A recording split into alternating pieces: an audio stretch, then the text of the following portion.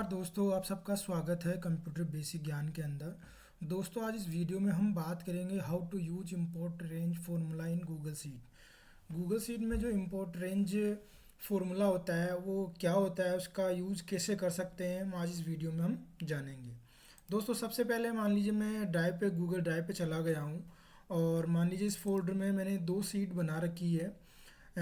जैसे कि आप यहाँ पे देख पा रहे हैं कि सेल्स रिपोर्ट 2023 एक सीट है मेरे पास और एक सेल्स रिपोर्ट 2024 का सीट मेरे पास है। ठीक है। अब मान लीजिए दोस्तों, आप जैसा यहाँ पे देख पा रहे हैं कि हमें एक सीट से दूसरी सीट के अंदर अगर डेटा इंपोर्ट करना है तो हम इंपोर्ट रेंज फॉर्मूले का यूज करते हैं। तो वो हम करके देखते हैं। सबसे पहले यहाँ पे जैसे मान लीजिए मुझे यहाँ पे जो सेल्स, ये मेरा जो सेल्स रिपोर्ट है 2024 का सीट है और मुझे ये सेल्स रिपोर्ट 2023 का जनवरी महीने का यहाँ पे डेटा लेके आना है। ठीक है। तो मैं सबसे पहले इक्वल यहाँ पे, ठीक है। अब इसमें आप टाइप करेंगे इंपोर्ट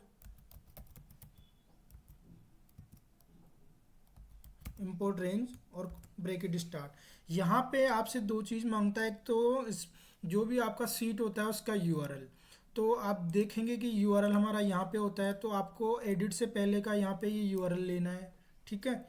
और इसको कॉपी करके यहाँ पे हम लोग डबल कोट्स लगाएंगे और इस यूआरएल को इंसर्ट कर देंगे और डबल कोट को बंद करेंगे, कोमा।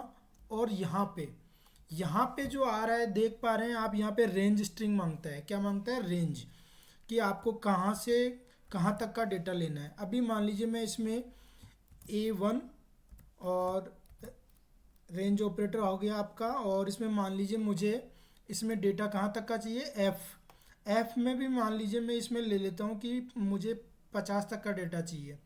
अभी इसमें आपके डेटा तो 18 तक ही इंसर्ट है, लेकिन हम आगे की रेंज ले लेते हैं, तो F50 कर लेते हैं इसमें। ठीक है। और इसको मैं ब्रैकेट को क्लोज कर देता हूँ लास्ट में और इस पर एंटर कर देता हूँ। ठीक है। तो इसमें आप देखेंगे कि ये मेरे यहाँ पे इसमें उसकी वैल्यूज़ ने यहाँ पे ले ली है। कौन सी वाली सीट की? जनवरी में जो सीट बना हुआ है उस जनवरी वाली सीट का डेटा इसमें इसने यहाँ पे ले लिया है। ठीक है। अब मान लीजिए इसमें भी अगर आपको मान लीजिए जैसे अप्रैल वाली सीट का डेटा लेना है। ठीक है। तो अभी क्या हो रहा है कि मैंने जो यहाँ पे जो फॉर्मूला लगाया है वो जो डिफ़ॉल्ट सीट है उसकी फर्स्ट वाली उसका ले लिया इसने। ठीक है। अब मान लीजिए मुझे अप्रैल वाला लेना है, तो यहाँ पे सीट का नाम आएगा। क्या आएगा? सीट का नाम। जो भी आपके सीट का नाम है ना, वो आपको इसमें यहाँ से कॉपी कर लें और यहाँ पे आपको सीट का नाम देना है और फिर इसमें एक्सप्लेनेशन मार्क आता है, उसको आपको ऐड करना है और फिर इस पर तो आप देखेंगे कि अब इसमें जो डेटा आएगा वो आएगा आपके अप्रैल वाली सीट का। ठीक है। अब मैं मान लीजिए यहाँ पे अभी और कोई दूसरी वैल्यू इंसर्ट करता हूँ यहाँ पे, जैसे 18 करके, तो आप देखेंगे कि इसमें वहाँ पे भी ये अपडेट्स आ गए हैं इसमें यहाँ पे। तो इस प्रकार से आप इंपोर्ट रेंज फार्मूला का यूज कर सकते हैं।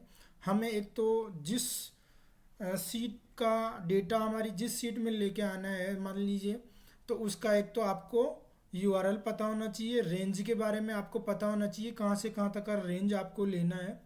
अगर आप डिफ़ॉल्ट रेंज पुट करते हैं तो जो डिफ़ॉल्ट सीट होएगी आपकी फर्स्ट वाली, उस सीट का डेटा वो लेगा।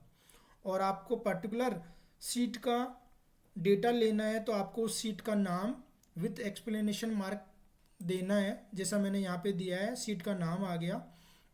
अगर मैं यहाँ पे दिसंबर कर देता हूँ तो दिसंबर वाली सीट का डेटा इसमें मेरे यहाँ पे ये गेट कर लेगा।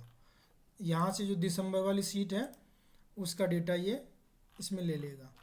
अब जैसे यहाँ पे 50 का डाला है तो इसमें ये सारे के सारे डेटा इस प्रकार से चेंज हो गए हैं। तो इस प्रकार से हम एक सीट से अगर डेटा में दूसरी सीट में लेना है, एक गूगल सीट से दूसरी गूगल सीट पे डेटा लेना है, तो इंपोर्ट रेंज फंक्शन का हम यूज करते हैं। अगर आप लोगों को मेरा वीडियो पसंद आए तो इसे शेयर करें, लाइक करें और मेरे चैनल को जरूर जरूर सब्सक्राइब करें। नमस्कार, धन्यवाद।